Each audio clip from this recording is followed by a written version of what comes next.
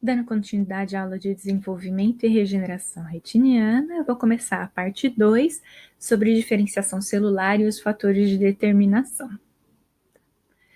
Como eu disse no último slide, a retina ela é composta por diferentes tipos de neurônios e células da glia.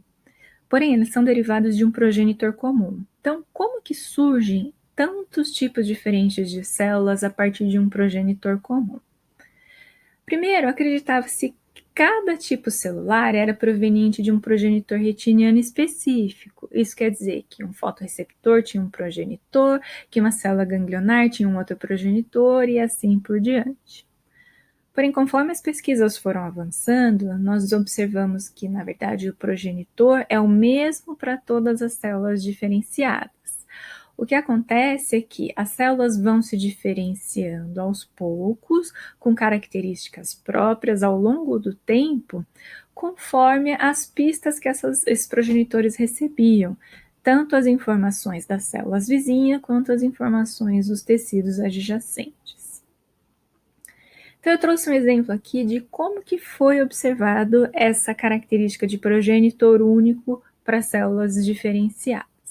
Então, um grupo de pesquisa pegou um retrovírus e aplicou em uma célula progenitora única e colocou um marcador dentro dessa célula, que é chamado de beta-galactosidase.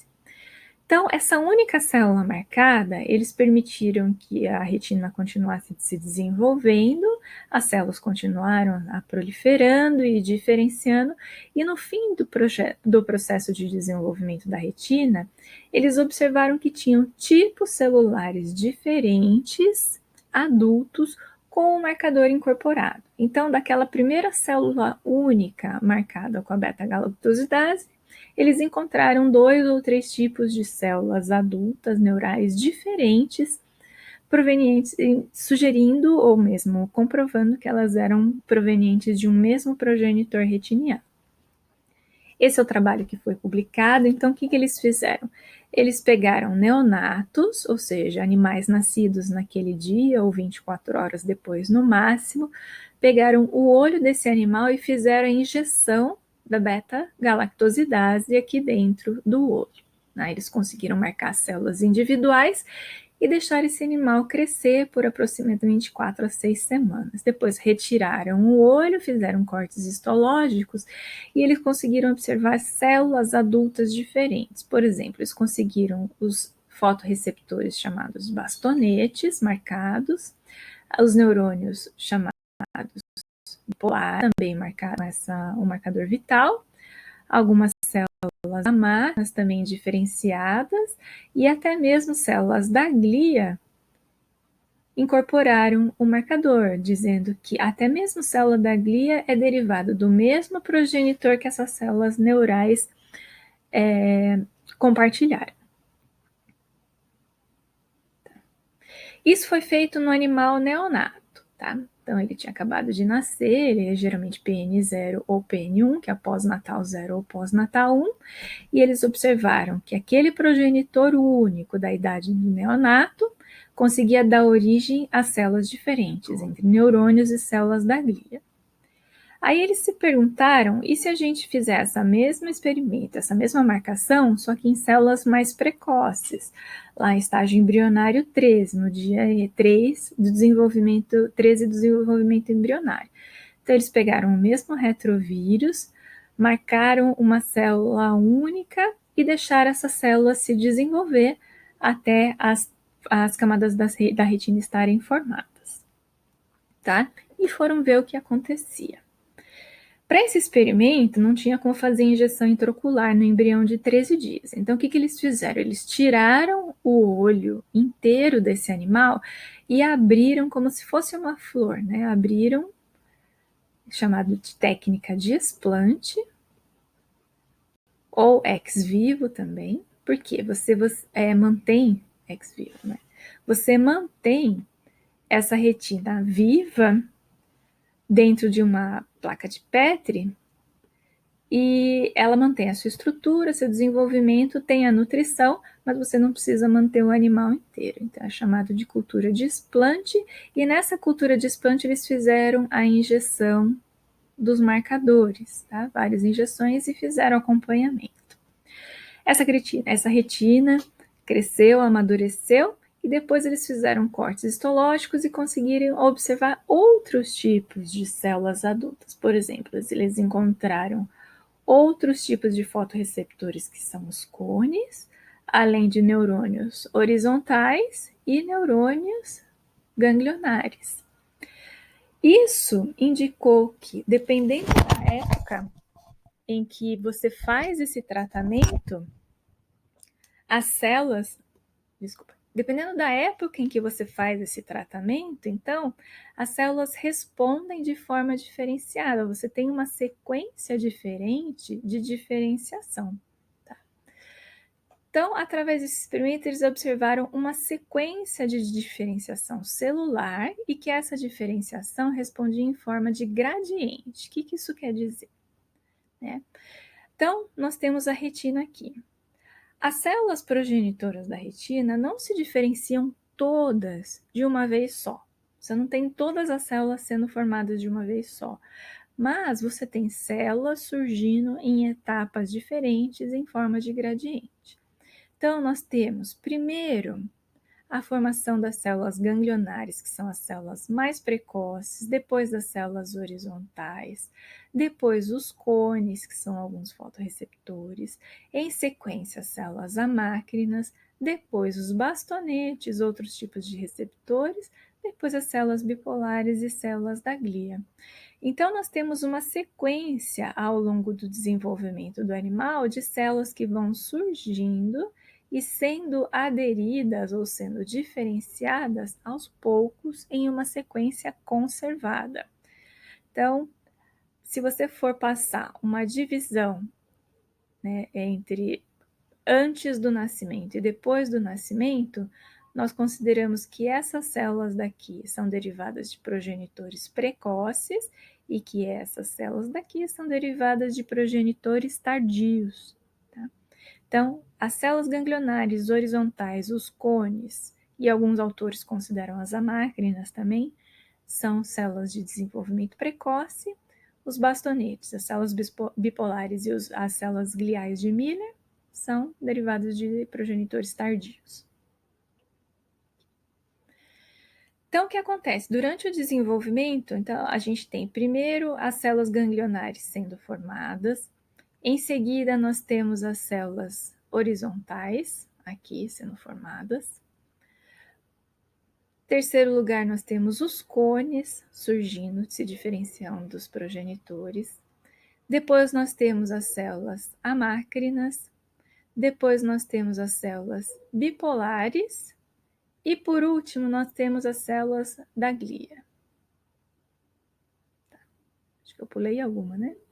Ganglionar, as horizontais, os cones, as amácrinas, os bastonetes, tá? Então, os bastonetes são a quinta célula a ser formada.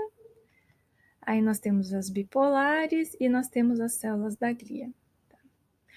Isso quer dizer que a retina ela não se forma num sentido lógico, tá? Ela não se forma, por exemplo, dos fotorreceptores até as células ganglionares.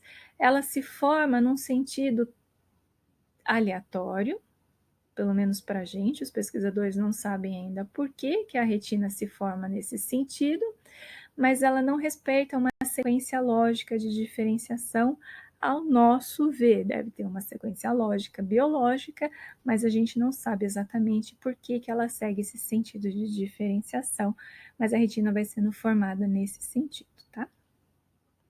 Muito bem. Por ser proveniente de um progenitor e ser diferenciados vários tipos celulares, como que acontece a escolha do destino celular desse progenitor até ele se transformar em células diferenciadas? Nós sabemos que existem algumas condições que ajudam na escolha desse destino, tá? Por exemplo, a interação entre as células do próprio ambiente, ou seja, se elas estão fazendo contato, quais os tipos de junções, como é a comunicação entre essas células, isso pode interferir na escolha do destino final. A presença dos fatores de crescimento são muito importantes para estimular ou até mesmo para inibir um tipo de diferenciação, um tipo celular aparecendo. E os fatores que são secretados tanto pelas células da retina quanto pelas células adjacentes extra-retinianas também participam desse processo de escolha da célula, em que tipo celular que ela vai se diferenciar.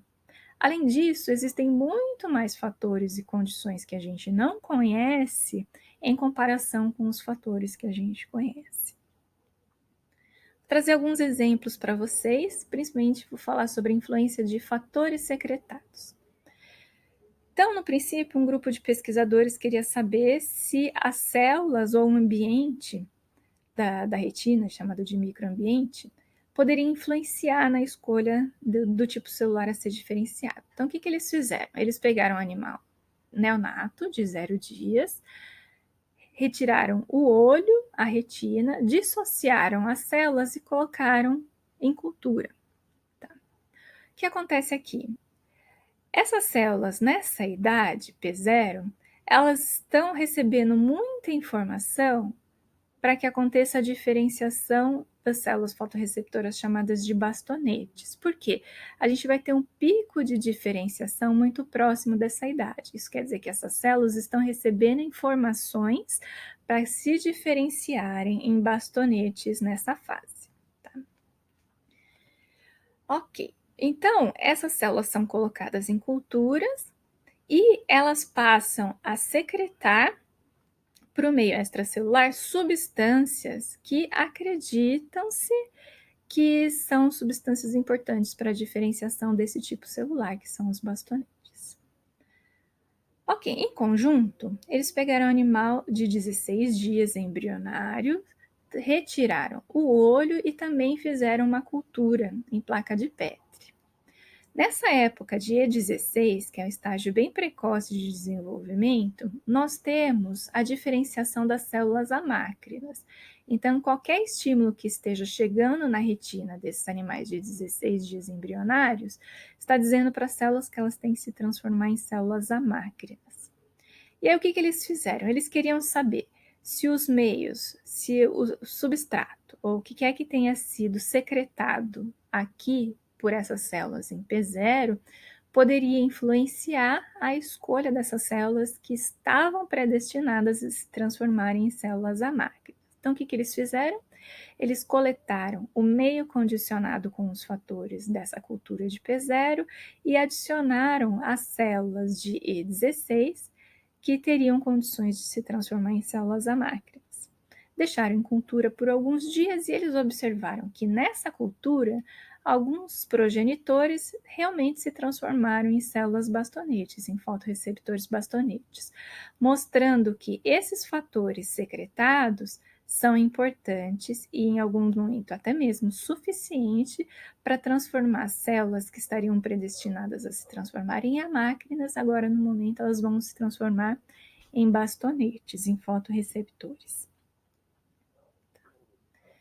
Nesse mesmo trabalho, o que eles fizeram? Eles continuaram e aí pegaram de novo a retina de um embrião de 16 dias e dissociaram. Aqui nessa cultura, então, as células têm predisposição a se transformarem em células amácrinas. Aí eles se perguntaram, e se a gente cultivar essas células progenitoras com células amácrinas já diferenciadas? São células adultas. Então, eles fizeram uma cocultura de progenitores de E16 em conjunto com células amácrinas diferenciadas. E o que eles observaram, na verdade, não foi o esperado. Eles viram que nessa cultura, pouquíssimas células se transformaram em células amácrinas adultas. A maioria, na verdade, foi inibida. Então, a maioria continuou como célula progenitora ou se diferenciou em outros destinos. Mas a célula máquina madura não ajudou a escolha do destino dessas células progenitoras. E o que eles perceberam? Eles chegaram à conclusão de que células já diferenciadas, como por exemplo nas amácrinas nesse caso, elas estimulam um feedback inibitório na produção daquele mesmo tipo celular. E o que isso aqui quer dizer? Quando a célula da retina está escolhendo um destino, se já existe muita célula diferenciada de um tipo, isso é uma pista, ou seja, é uma informação de que ela não deve mais continuar fazendo aquele tipo celular, porque já tem suficiente. Tá? Quando chega num limiar, onde já tem um número de células maduras suficientes, elas começam a secretar fatores inibitórios, elas fazem um feedback inibitório para que aquele tipo celular não seja mais diferenciado, para que ela escolha um outro destino neural. Tá? Falei dos fatores secretados, vamos falar um pouquinho dos fatores de crescimento, qual que é a influência deles. Eu vou falar de dois. O primeiro é o fator neurotrófico ciliar, e sabe-se que esse fator neurotrófico ele é secretado no início da fase de diferenciação dos fotorreceptores, né? No caso aqui seriam os cones e um pouquinho mais para frente os bastonetes. Então, fizeram um estudo e viram que sempre que tem um pouquinho antes da diferenciação dos fotorreceptores, começava-se a expressão desse CNTF, ou seja, esse fator neurotrófico ciliar. É o que eles fizeram. Eles queriam saber se pegasse uma célula bem precoce, uma célula embrionária, que ainda não sabe exatamente o que ela vai se transformar. E se pegasse essa célula e fosse exposta, se essas células fossem expostas a esse fator, será que isso ajudaria ela a escolher o destino dela? Ela iria se comprometer com uma diferenciação? Então, essa aqui é a célula de embrionário 8 de olho de pintinhos, ou seja, de galinha, e eles viram que tinha pouquíssimas células marcadas para um marcador de fotorreceptores chamado de RUF42. Então, durante esse estágio onde as células ainda são embrionárias, né, são precoces e não escolheram um destino, pouquíssimas células começaram a se transformar em fotorreceptores. Porém, essa mesma célula, na presença do fator CNTF, apresentou um número muito maior, extremamente maior, na verdade, bem mais significativo de células fotorreceptoras positivas em comparação ao controle. Então, eles chegaram à conclusão que esse fator realmente promove a diferenciação dos fotorreceptores, mesmo sendo a época diferente desses fotorreceptores se diferenciarem, tá? Mesmo que seja antes ou depois da época, se você adicionar o fator, isso vai induzir a diferenciação de fotorreceptor. Um outro fator estudado foi o EGF, tá? O EGF é um fator de crescimento epidermal e ele é conhecido por estimular a diferenciação das células da glia no período tardio de desenvolvimento. Então, fizeram uma análise e viram que durante o desenvolvimento, os receptores do EGF começavam a aparecer principalmente no período pós-natal. Isso quer dizer que o seu ligante, o EGF propriamente dito, teria uma ação muito maior a partir do período pós-natal. E eles viram que isso era verdade. Então, pegando animal de 1, 3 e 6 dias, eles viram a expressão proteica do receptor de EGF nessa época. Logo em seguida, eles viram a expressão da proteína de guia aparecendo já logo em seguida, tá? Logo em seguida da expressão do receptor. Aí o que eles fizeram? Eles superexpressaram o receptor de EGF nessa época e viram que a quantidade de células de glia que apareceram logo em seguida já foi muito maior do que a quantidade normal que deveria aparecer se eles não tivessem superexpresso esse receptor. Então, várias células da glia, muito mais quantidade de células de glia apareceram com a superexpressão do receptor em comparação com os animais controle. E o que é interessante, o número de glia que apareceu aqui foi em detrimento das células neurais, ou seja, as células neurais que iriam surgir normalmente aqui decidiram trocar o seu destino, passaram a se diferenciar em células da glia. Aí, como resultado, então, eles chegaram à conclusão que a superexpressão do receptor de EGF altera o destino das células da retina. Então, elas escolhem um destino em detrimento de outro, conforme o receptor é superexpresso. Então, o que nós vimos nessa aula foi que os diferentes tipos celulares da retina se diferenciam em uma ordem cronológica extremamente conservada. Então, nos vertebrados, elas aparecem exatamente nessa ordem.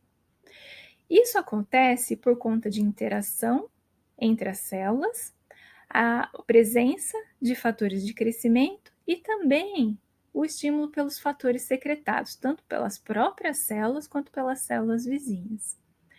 Isso tudo em conjunto vai gerar tipos diferentes de neurônios e células da glia da retina, que eu vou falar para vocês cada um desses tipos de neurônios na próxima aula.